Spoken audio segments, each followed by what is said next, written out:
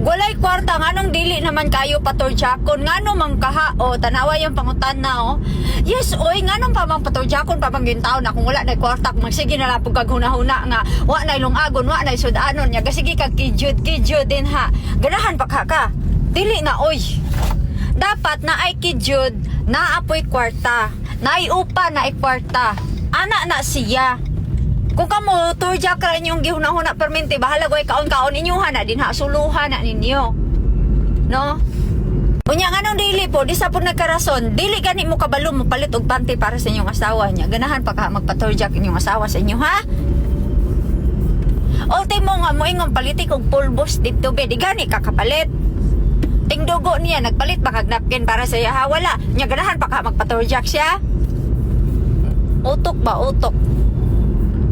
Unya tagay ganin na siya kwarta, taga-adlaw. Kanang imuhang income diha, kanang inyong kita diha, ihata gani i-remit taga-adlaw. Di ba bahalag bilangkaran nga na taga-adlaw. Ana. Inaana ra na siya. Ug sa kuan pa na ang susi sa bilahan kay Sinsilyo. Oh. Mubilang ka dayo na siya basta naay kwarta. Ana ra na siya. Dapat balance na ay kwarta na ay upa. Kay unsa man pud nang naay upa nya walay kwarta. Nya naapo kay kwarta nya walay upa dili na siya pwede kinahanglan nga balance na siya. Para lami kay kinabuhi.